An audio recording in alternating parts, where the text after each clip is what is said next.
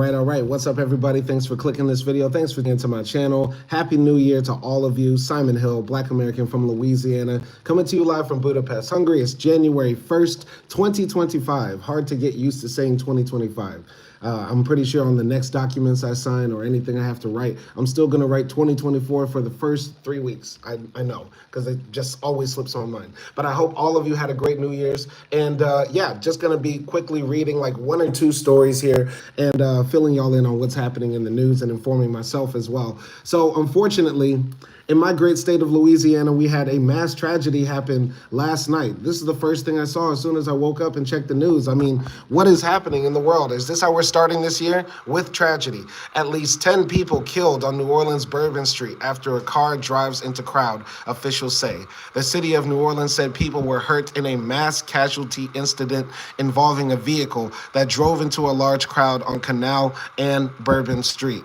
Now, this is a tragedy, of course, and this is why I always say in my live streams, we need to be thankful for the life we have and what we have today, because it can all be gone, right? And as we see, somebody entered into the new year losing their life, you know what I mean? Last night, my wife and I went out to the river and watched fireworks and stuff, and she was saying like, oh, it's so silly, you know, it doesn't mean anything, but I was saying like, yo, it does mean something. We lived to make it to a new year when so many other people didn't. But this was written by Patrick Smith for NBCnews.com. Oh, before I start reading, let me make sure I put the links in the chat so that all of you can read the articles here for what we're talking about. All right, so I'm going to do that as we go. But anyway, so at least 10 people are dead and 30 were injured in what police are calling a mass casualty event in New Orleans after a vehicle drove into a crowd during New Year celebrations early Wednesday, city officials said. The city of New Orleans confirmed that figures in a statement on its website and said people were hurt in a mass casualty incident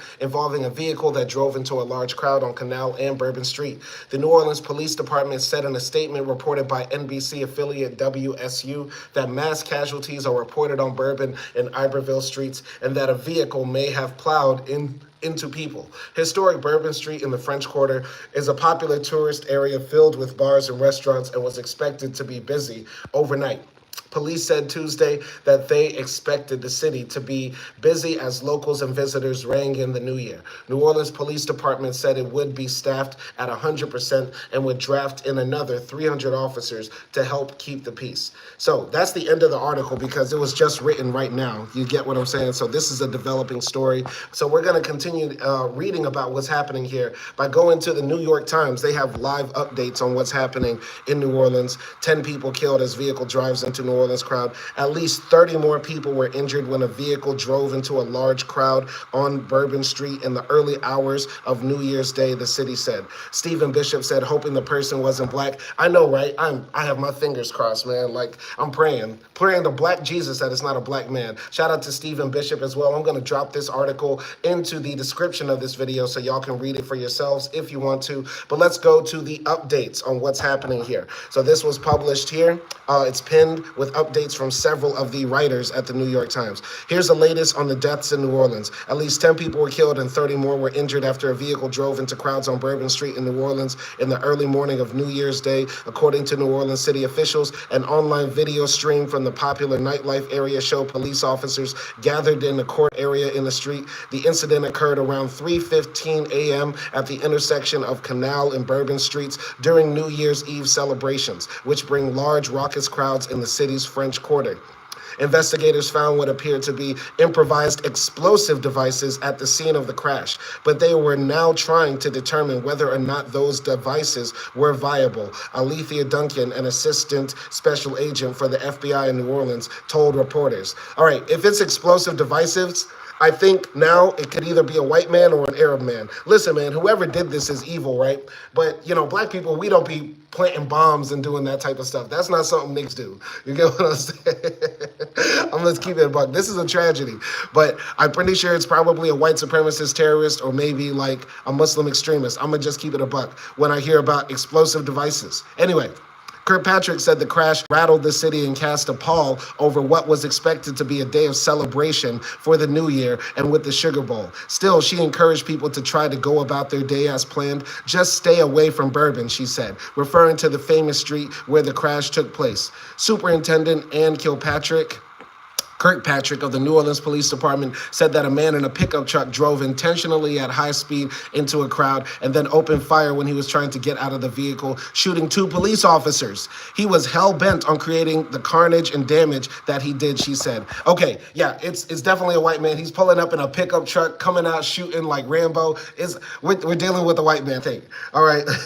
Stephen Bishop says, that's what I was about to say. No black man is going to set up explosives. Yeah, niggas don't do bombs. You remember like 2 or 3 years ago, there was that black guy that drove into that, July 4th parade in like Wisconsin or something like that, Illinois. It was that big tragedy that happened. Does anybody remember that? Yeah, that guy, he was crazy, and unfortunately he turned out to be black, and we all did a big face palm. But he ain't set up no explosives, right? Like, niggas don't do terrorism. You know what I mean? Niggas don't do terrorism like that.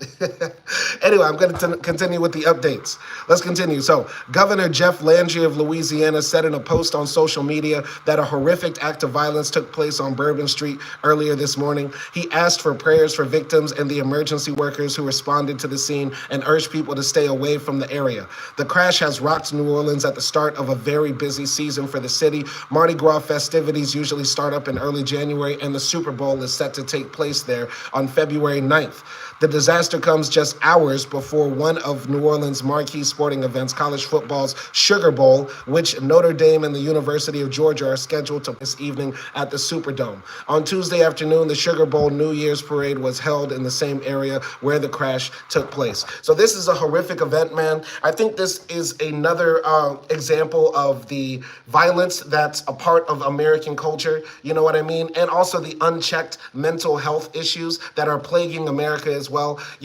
In a country as rich as we are, the fact that we don't have universal health care is a problem. And on top of that, the fact that we don't have universal access to mental health care. I think at the same way, the same way you should be able to go to any hospital and get any treatment for free, you should be able to go to any psychologist, therapist, psychiatrist, and get the mental health treatments that you need for free as well. Back in the day, we had the sanitariums, the crazy houses where we would put people up in drugs and stuff like that. And rightfully, we got rid of those because a lot of people were abused in those places and neglected in those places. But we need to bring back some degree of public health in the sense that we as a society mandate that people have the ability to get help for their physical problems and also their mental problems. That's what I'm seeing right here. Anyway, Stephen Bishop says, the mentally ill dude, he was legit crazy though, like screaming and stuff. Okay, so did they arrest him? Because I don't see anything here about arresting him.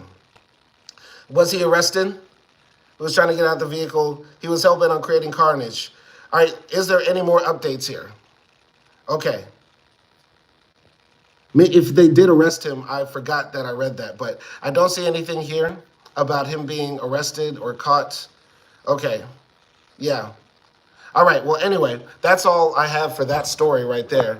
So, prayers for New Orleans, man. I'm actually going to be in Louisiana in about 2 weeks. In 2 weeks' time, I'm going to be back in Louisiana, and just to hear that this national tragedy began in my home state makes me feel very nervous. Makes me feel very nervous to not want to go back to Louisiana. I mean, come on now. What is this? I was outside here in Budapest. Nothing like this happened. We were chilling, shooting fireworks, getting drunk outside, but we weren't out here doing all this sort of wild stuff. Anyway, I want to tell y'all, I want to pull back the curtain real bit and talk about my YouTube channel in the sense that YouTube is always trying to silence me and bring your boy down. So basically, right, what happens if I make a YouTube video, sometimes YouTube will demonetize the video or put it on limited ads, right? And so last time I sent an email to YouTube saying, please appeal your decision. I'm trying to appeal your decision to demonetize my video that I made about the Albanian drug traffickers, right? YouTube replied and said that my video will remain limited advertising because it's non-educational and non-informational content focusing on illegal drug consumption, where the intent is not to promote or glorify illegal drug usage. And that was on the Reading the News video I made a few days ago, right? And, that's not fair, in my opinion. That's not right. So you know what I'm going to do, YouTube? You know what I'm going to do? I'm going to continue reading about drugs. Let's continue reading some more stuff about marijuana, drugs. Man, usually I tell y'all, don't be smoking, don't do drugs, because YouTube hates on me so much. I want all y'all to burn some kush for your boy. Burn some kush today for your boy. Anyway, let's read what Elton John had to say right here. Elton John says legalizing marijuana in America and Canada is one of the greatest mistakes of all time. I maintain that it's addictive, he said. It leads to other drugs. This was published on December 11th, 2024. Kind of an old article, kind of interesting as well. Let's get into it. So, Elton John has thoughts on the legalization of marijuana in America and Canada. The singer-songwriter was chosen as Times Magazine Icon of the Year for 2024. While speaking with the publication, he talked about his struggles with drug addiction and why he isn't as blasé about weed as many other people. I maintain that it's addictive. It leads to other drugs. And when you're stoned, and I've been stoned, you don't think normally, he said. Legalizing marijuana in America and Canada is one of the greatest mistakes of all time. Go into the comments here. Mike Okiziti says, sir, please answer my question about the niggas. I don't know what question you're asking about the niggas, Mike. And Mike, I don't know if you could be asking those types of questions because your profile picture don't make you look like one of the niggas. So what is your question? Go ahead and ask. Anyway, he explained that his thoughts on legal marijuana stem from his experience with other drugs. Since overcoming his addiction, he said he has helped others overcome addiction and offered to help many more. According to the magazine, he is Eminem's sponsor, orchestrated Robbie Williams' first stint in rehab, and tried to help George Michael without success. It's tough to tell someone that they're being an asshole, and it's tough to hear, John continued. Eventually, I made the choice to admit that I'm being an asshole. Go into the comments. Mike says, read up on. Mike, your comment is not here. It is not in the chat. Let's take a look at the live stream, Mike. Your question is not here. So you have to type it in a way that YouTube will not block it. But I'm going to continue here. So, elsewhere in the profile, he recalled being introduced to cocaine by his ex-lover and then manager, John Reed. At first, he found it was freeing and helped him overcome his crippling shyness, but eventually it took over. You make terrible decisions on drugs, the Hold Me Closer artist said. I wanted love so badly. I'd just take hostages. I'd see someone I liked and spend 3 or 4 months together, and then they would resent me because they had nothing in their life apart from me. It really upsets me, thinking back on how many people I probably hurt, Elton John said. Looking back on his life, Elton John cited 3 things that helped him decide to get sober. Watford FC, a local soccer club near where he grew up, Alcoholics Anonymous, and a teenager named Ryan White, who died in 1990 after contracting HIV from a tainted blood transfusion at the start of the AIDS crisis. It all came to a climax, really, at the Ryan White funeral in Indianapolis, a really sad and emotional week. And I came to the hotel thinking I was just so out of line, he said. It was a shock to see how far down the scale of humanity I'd fallen. So Elton John saying this, he sounds like a person who has been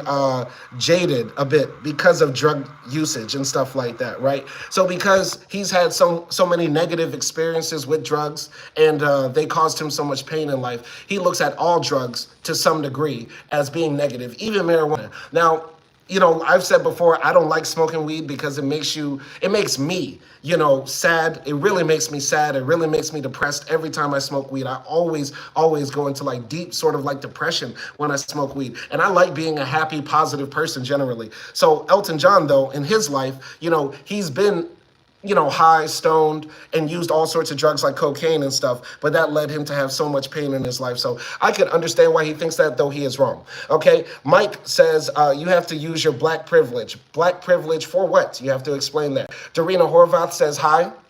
Hi, shout out to you. So enough about Elton John and his bad relationship with weed. We're going to continue pissing off YouTube by talking about this guy here and so many other Americans who want to know what's up with guns and weed. The states restricting guns and legalizing marijuana in the new year. Other state laws going into effect in 2025 will boost wages, restrict social media for children, and make insulin cheaper. This is a good thing. Make insulin cheaper, restrict social media for children. I don't know about that. Seems totalitarian.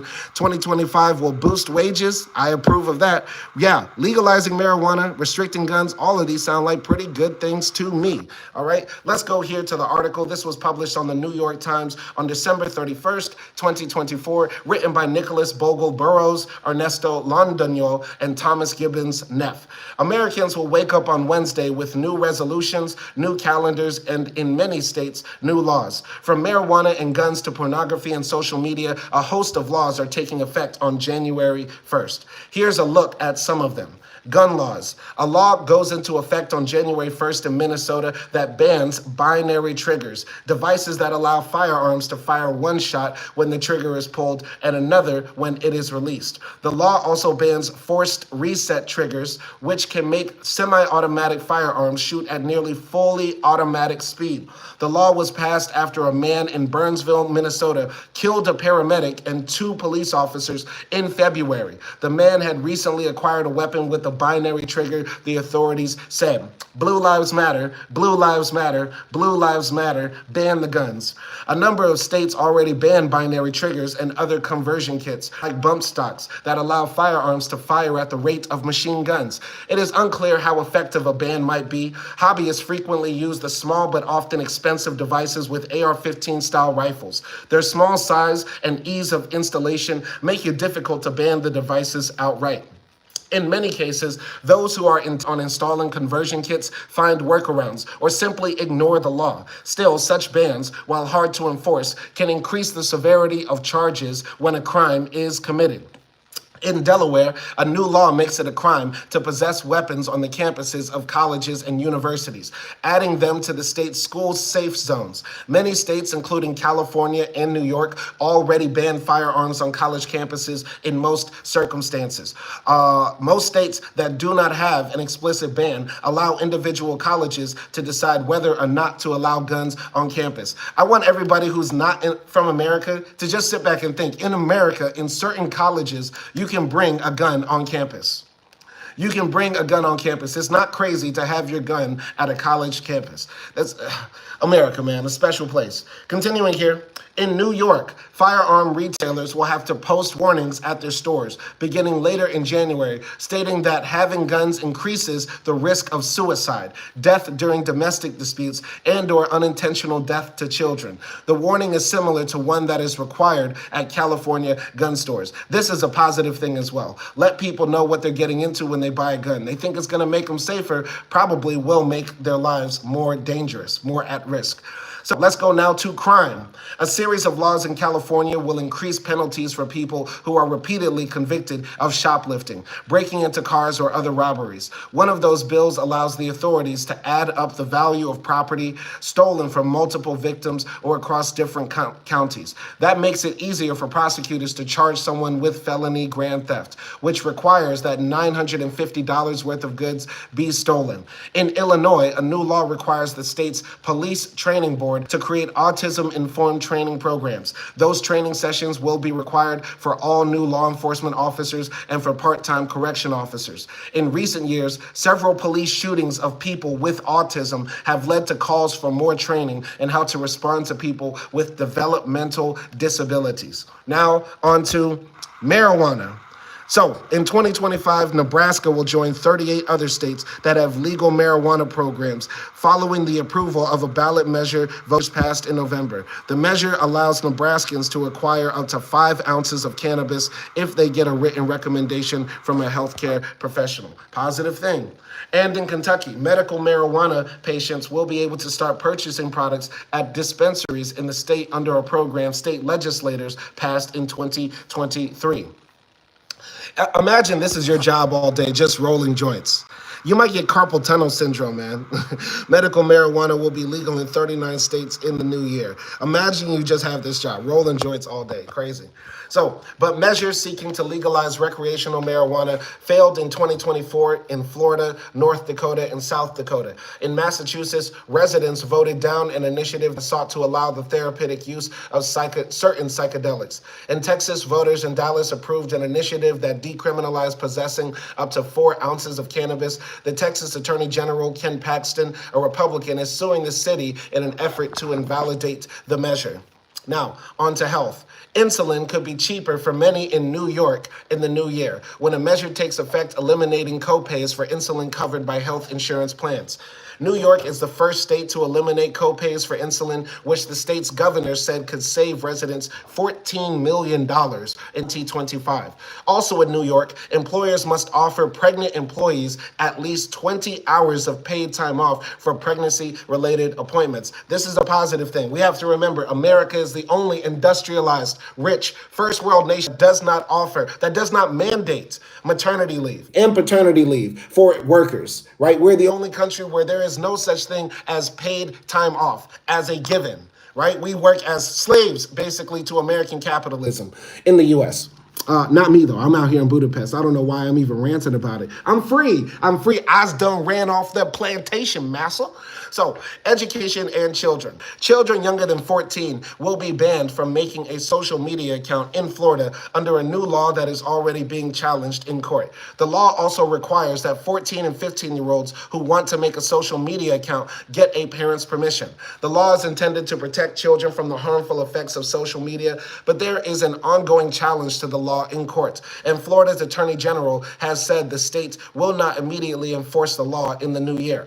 Florida also passed a law to become the latest state to require age verification for pornographic websites. That led Pornhub, one of the most visited pornographic websites, to warn that it would block Floridians from accessing the site rather than collect information about a visitor to verify their ages. The website has taken a similar tack in other states that have implemented age verification requirements. Let's remember, all these bans on pornography, this is all coming from the right in America. You know, the people that say they want less government in their lives, the people that say that, you know, government is a problem, those are the ones saying like, hey, we're gonna monitor what porn you watch.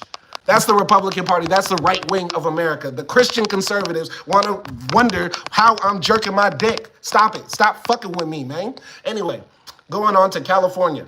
California school districts will no longer be able to require teachers or staff to disclose a student's gender identity or sexual orientation to the student's parents. The new law is an effort to push back on school districts that had issued policies mandating employees to notify parents if a student began using different pronouns or identifying as a different gender. Exactly. I support law too, because teachers shouldn't be snitching. Teachers shouldn't be snitching, man. If I want to go to school and be a little girl, don't be running off and telling my parents. Stop snitching. Less government. We want less government in our lives. All the Republicans, all the right-wing people say, yeah, government is a problem. Government should not be so big. We want less government programs and all that sort of shit. Get government out of our lives. Get the teacher to stop snitching on me to my parents because I want to go to school and wear a tutu and high heels. Man, let me be me. Anyway, under a new law in Ohio, transgender students will, in many cases, not be able to use the bathroom of their choice. The new law requires schools to make all multiple-person bathrooms for the exclusive use of students of the male biological sex or by students of the female biological sex only. Let's read that again. So the new law in Ohio requires students to make all multiple persons bathrooms for the exclusive use of students of the biological sex only or by students of the female biological sex only. The law also bans schools from creating a non-gender specific bathroom if it is for use by multiple people. Okay. Let's just really think about this. So once again, I don't know when Ohio became so right-wing, man. But let's just imagine this. Let's just imagine this, man. Hold on. Do we want this? Do we want this in the boys' bathroom? This person walking into the boys' bathroom? Or how about this? Or how about this? Or how about this? Or how about this? Is this the type of person we want walking into a boy's bathroom? Because I'm always confused. I'm always so shocked. I'm always so flabbergasted that the right wing and anti-trans folks in the world can be so fucking stupid to say that, you know who needs to go to the bathroom to correspond with their sex? This person.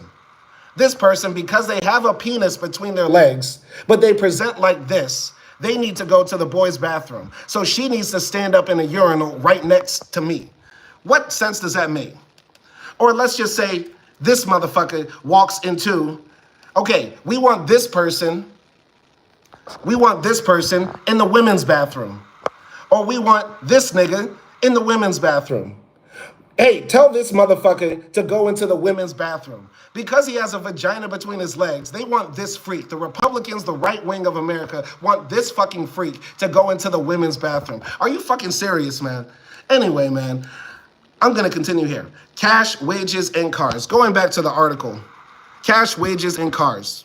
The minimum wage is rising in 21 states on January 1st, with an estimated 9.2 million workers getting a mandated raise, according to the Economic Policy Institute, a left-leaning research group. The average full-time workers in the states raise their minimum wage will make $420 more than they would have in 2024, the group said. Dozens of cities are also raising their own minimum wage, with Tukwila, Washington, a Seattle suburb, topping the list. The new minimum wage there will be $21.10 an hour, the highest in the nation. Stores in Washington, D.C. will be required to accept cash, meaning they can't only make credit card sales in the new year under a local law that was years in the making. The law was passed in 2020, but will go in effect on January 1st. The D.C. Council has exempted bars and other kinds of businesses that serve alcohol from the requirement. And finally, Texas will no longer require owners of personal vehicles to get their cars inspected. Several counties in the state will still require car owners to get an emissions test. The state joins at least a dozen others that do not require safety inspections, according to Kelley Blue Book, the car valuation company. Texas is absolutely insane. Now, I got to keep it real. Getting your car inspected is so tedious and annoying and stuff like that, but I understand its purpose and use, right? And I got to keep it real. There have been a lot of niggas that got locked up because they didn't have their inspection sticker updated, or they got tickets and stuff like that. I mean, it used to be in the past, right? Like the right wing of the Democrats and the Republicans will pass all these laws, like inspection stickers on cars and stuff like that. Headlights and tail lights being on and off, making sure everything is working on the car. They would make those type of laws to just basically fuck with niggas and lock us up. Now it's like they just don't even care. It's like they'll get rid of the inspection sticker sort of mandate just to say, well, fuck it. Like, we're just all about less government in the sense that it's not needed here. Essentially, when we need government in that part to make sure our cars actually function and work on the road.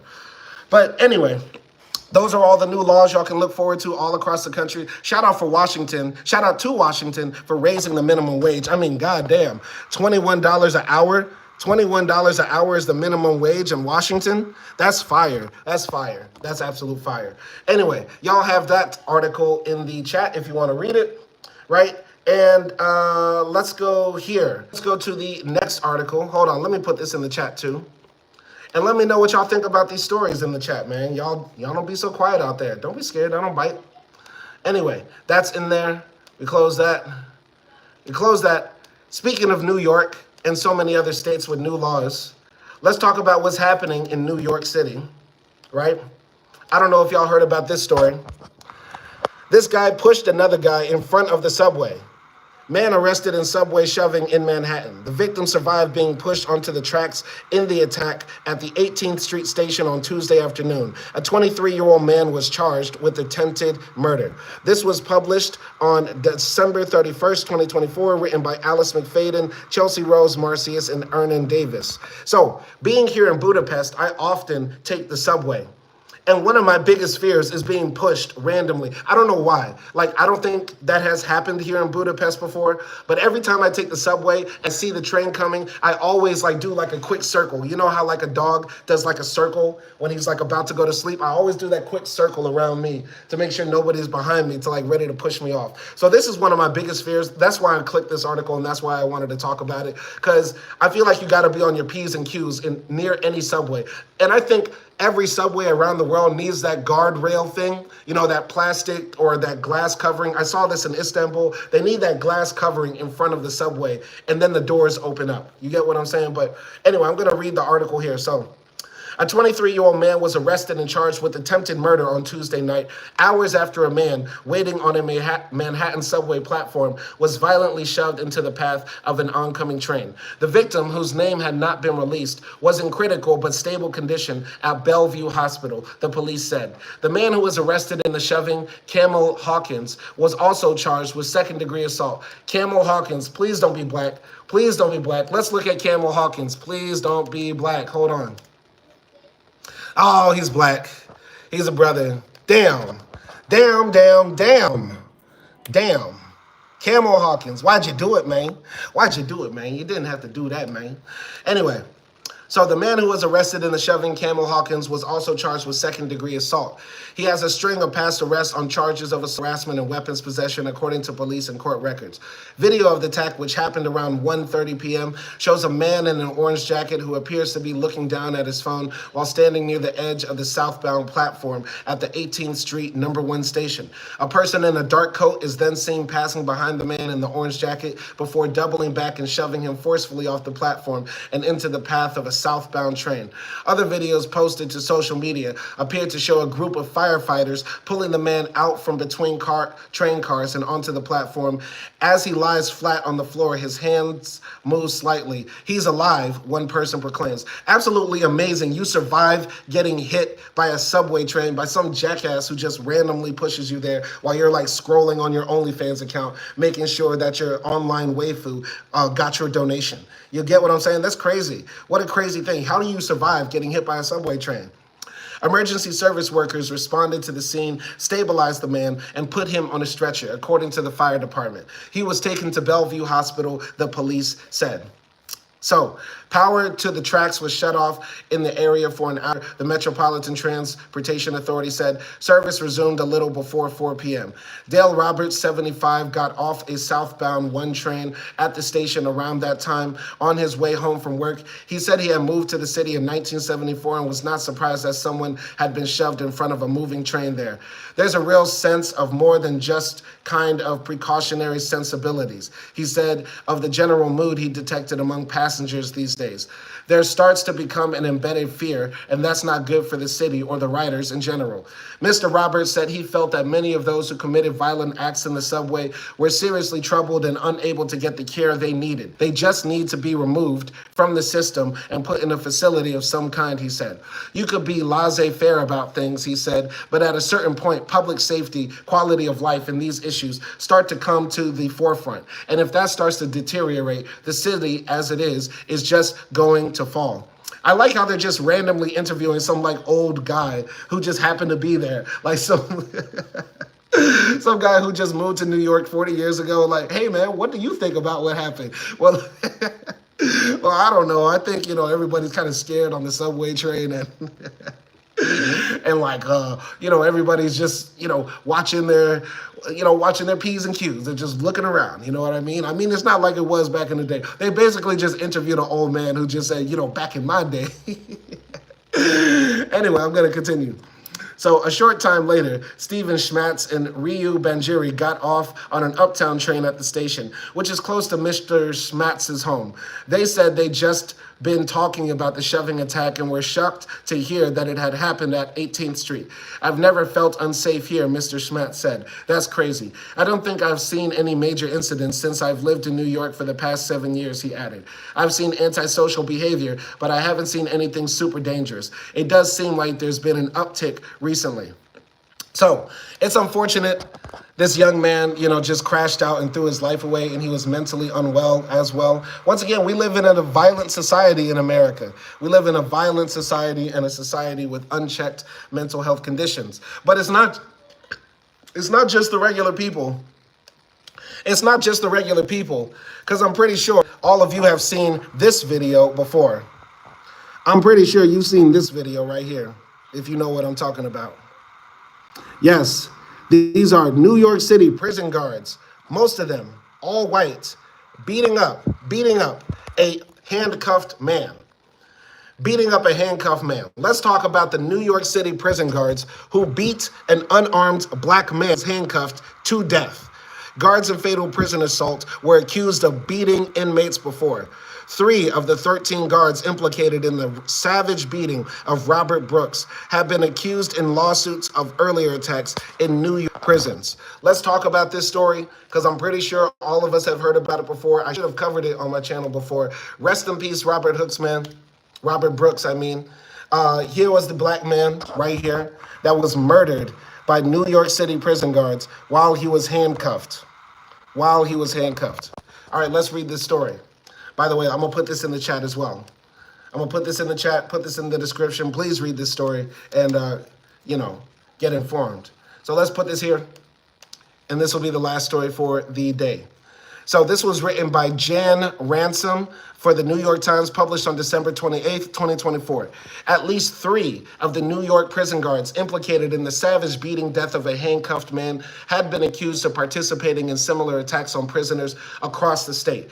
2 of the corrections officers and a sergeant accused in the death of Robert Brooks, an inmate at the Marcy Correctional Facility in central New York, were previously named in federal lawsuits filed by prisoners, accusing them of brutal attacks that left one man disfigured and another in a wheelchair.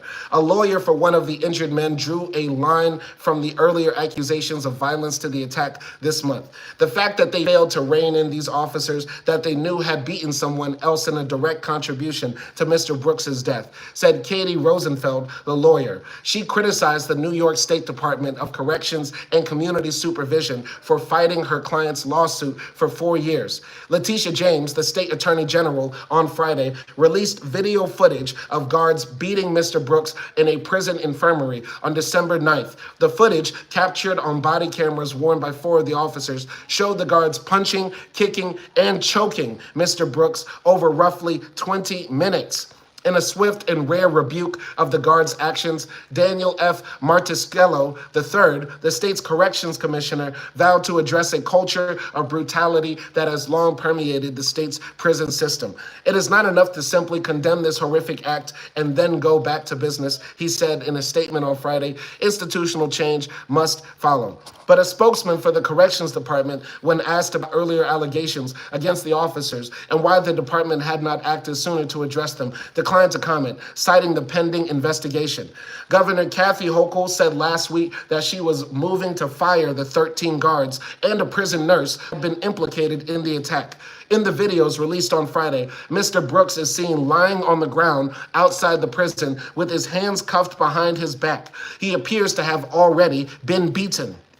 The officers pick him up by his cuffed hands and hold his feet. Once inside the infirmary, officers toss him onto a gurney and take turns punching him in the head, slamming a shoe against his chest, and kicking him near his genitals. At one point, an officer, with his hand gripped around Mr. Brooks's neck, pulls him up into a seated position and repeatedly lifts him up by his throat. When he appears unresponsive, an officer gives Mr. Brooks a sternum rub, pressing a knuckled fist on his chest in a painful technique used by emergency service workers to try to revive unresponsive patients. The video shows some officers walking in and out of the room, milling about in the hallway, or looking on from the doorway. Some of those assaulting Mr. Brooks pause to change their gloves or wash their hands. This kind of looks like another day in the office, said Jennifer Scaife, the executive director of the Correctional Association of New York, a prison watchdog agency. These kind of things don't just bubble up out of nowhere. Sean says, what started all of this, may I ask? That's a very good question. I think what started it is that he was black and he was in jail. And when you are a criminal in America or convicted of crimes or even just held in detention while you're awaiting trial and you're presumed to be innocent, you are still seen as lesser than in America. Nobody deserves this for any reason. And especially if you're handcuffed. I don't care if he spat in a prison guard's mouth and slapped him and then fucked his mama right in front of him. Nobody deserves to be murdered like this, period. So this goes to show like how a lot of people don't even care about black lives. They don't even care about black lives because when a black man is murdered on a gurney like this, they say, well, what did he do to deserve it? That shows how a lot of folks don't even view us as human. And we as black folks need to accept our social death, that we are the living zombies on this earth. Because people don't even care about our lives. When they hear about a black man murdered like this, they'll say, what did he do to deserve it? I wonder if you would say this if it was one of your people. You wouldn't, right? Because you view them as people. But black people are not people in your eyes. Continuing here. Years earlier, some of the same guards had meted out brutal punishment against prisoners without provocation, according to a series of lawsuits that describe assaults by the corrections staff in glaringly similar detail. Sean said, I don't buy that. I was in prison and got the same kind of beat down, and I'm white bro. Sean, do not call me bro on this channel. You will not call me bro on this channel. Do not call me bro. I'm giving you one last warning before you get your ass blocked. And you probably weren't in prison. There's a lot of white people on this platform who just lie. The number one thing white people like to do is lie outside of their mouth. And even if you were beaten, Sean, that's not okay. That's not okay. Because if you were beaten, I'm pretty sure you would say that is not okay. Richard Stover says he is inhuman. It was a murderer. Richard Stover, Richard Stover is a racist white man. I know. And we don't even need to acknowledge him. I'm going to let the moderators handle that. So go in here. Attack in a bathroom. In February 2020, Adam Bauer was a year out from his release date when corrections officers beat him in a bathroom at the Marcy prison and then accused him of attacking them, according to an ongoing lawsuit. Nicholas Anzalone, one of the officers accused in the assault of Mr. Brooks, joined with other officers in the attack on Mr. Bauer, the lawsuit said. On Friday, a man who answered a phone belonging to Mr. Anzalone, a corrections officer who joined the department in 2007, declined to comment. All right. So, hold on 1 second. All right, that was easy. All right, so they know about Nicholas Anzalone let's continue here. So they knew about Nicholas Anzalone, the police officer who'd been beating prisoners for many years, and they did nothing, said Miss Rosenfeld, Mr. Bauer's lawyer. Mr. Bauer said he was exiting a bathroom stall and about to light a cigarette with a battery when a guard stopped him and asked what he was doing, the lawsuit said. The officer ordered Mr. Bauer to stand against the wall for a frisk. After a few pats, the officer began punching him in the head until he fell to the floor and then kicked him, according to the lawsuit. Two sergeants and Mr. Anzalone joined in, including one sergeant who slammed a clipboard against Mr. Bauer's head so hard that the metal clasp tore a hole in his scalp. The guards then dragged him out of the prison, put him in a van, and drove him to the infirmary, Mr. Bauer said. Once there, he was forced to lie face down on the floor as Mr. Anzalone kicked his feet, the lawsuit said.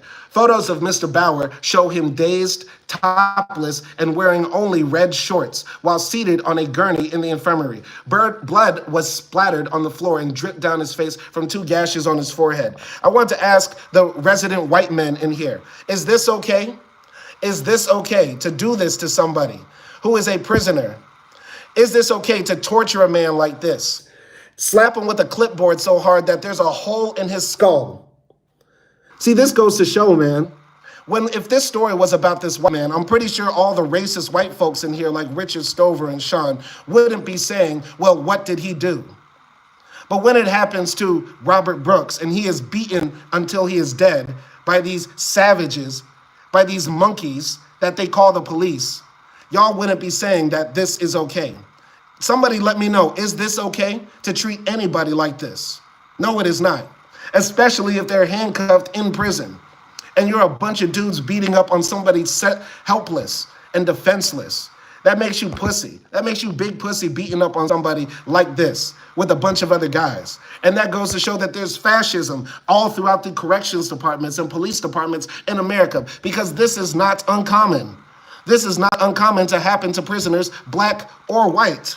And it's not okay. It's not okay, man. Somebody needs to string them crackers up that lynched these two men, beat these two men, assaulted these two men. All right? So Pedro Cordero says, what is crime? Pedro Cordero, you definitely need English lessons. I don't know what the hell you're saying. But the point is, Pedro, it does not matter. It does not matter what somebody's crime was. There's a reason why we have rule of law. There's a reason why we don't have public executions or mass lynchings, because there's a way of meting out justice that is fair and humane. In no circumstance do people deserve to get beaten. Unless they're white supremacists. Unless you're a racist white supremacist like Sean, you deserve to get beaten. You deserve to get smacked with the clipboards over and over and over and over again. But everybody else, we deserve fair justice. If you commit the crime, you do the time. Not you commit the crime and you lose an eye. You get choked to death. 11 big fat white dudes stand over you and stomp on your genitals. That's not how justice works. Unless you're a white supremacist, unless you're anti-black and racist, somebody definitely needs to feed your genitals to a pit bull. But I'm going to continue here. So here's Mr. Bauer, Adam Bauer, the man that was tortured by the police department. The prison guards, just like how Robert Brooks was murdered by the prison guards here. This is Adam Bauer. He says, I was scared to death, describing an assault by prison guards. So Mr. Bauer, now 50, said in a phone interview on Friday, I really truly thought they were going to kill me. To cover up the assault, the lawsuit contends the officers lied. They told a nurse that he had harmed himself. They took him to a nearby hospital and told medical staff there that he had been attacked by another prisoner. One corrections employee told hospital workers that Mr. Bauer's injuries were from a seatbelt.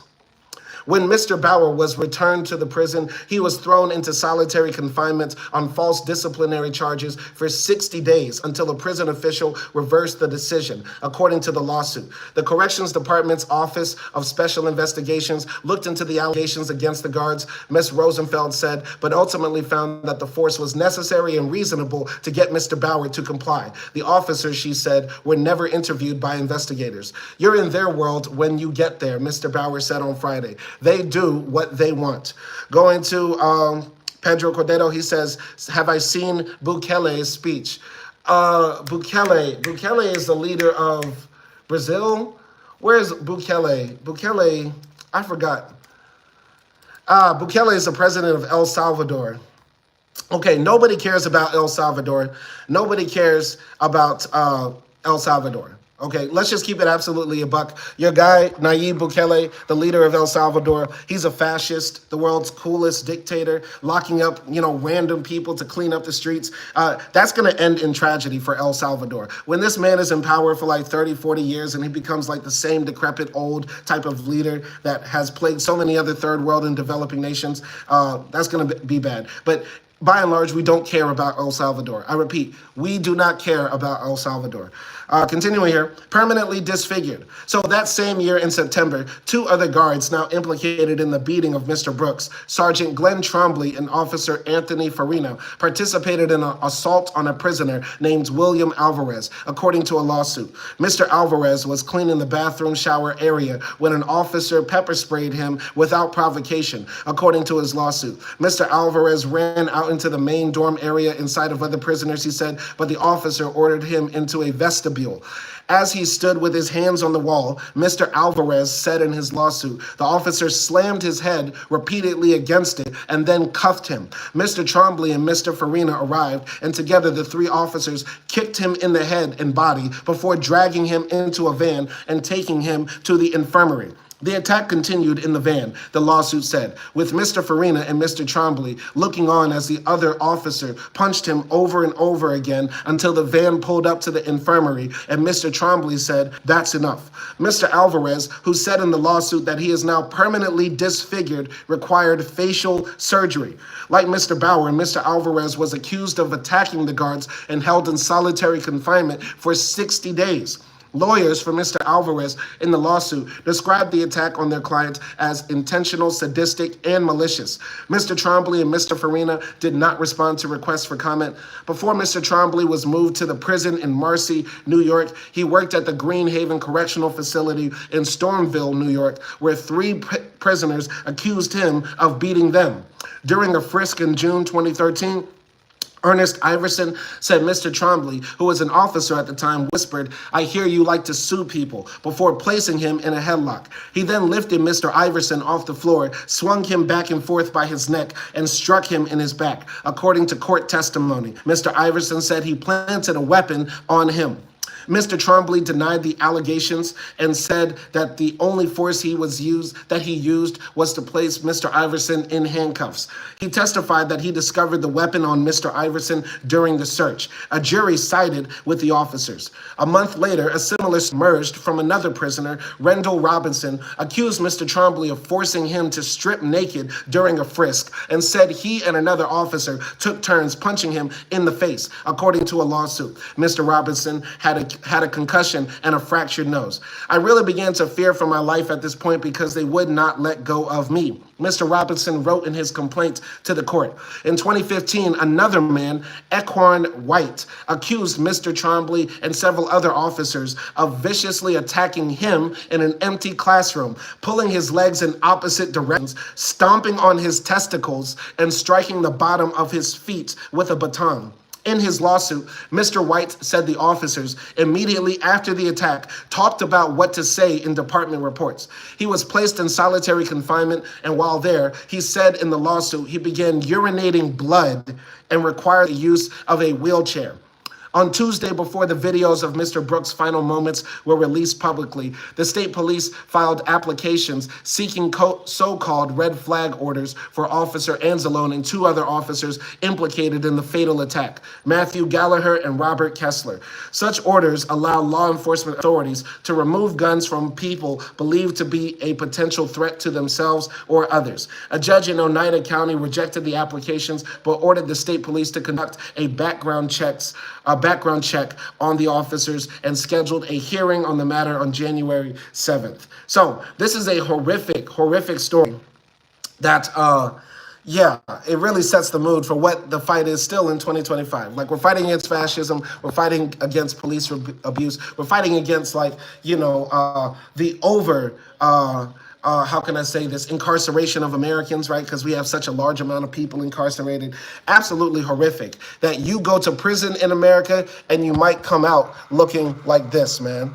You go to prison in America and the guards can beat on you with impunity. And this goes to white folks and, of course, black folks as well, especially. Anyway, I'm going to wrap it up here. This has been Reading the News for today. I hope you enjoyed this live stream. Let me know what you think in the comments about this. And let me close up this live stream by also closing the poll as well. Let's see what people said about New Orleans, what y'all feel about New Orleans. So I got 50% D tier. New Orleans is a D tier American city, 50%, B tier American city, 33%, C tier American city, and yeah, A tier, 0%. And I agree with that. D tier American city. I agree with that. I'm glad finally I have a poll that shows that we can come to some sort of agreement. But anyway, y'all be easy out there. Have a happy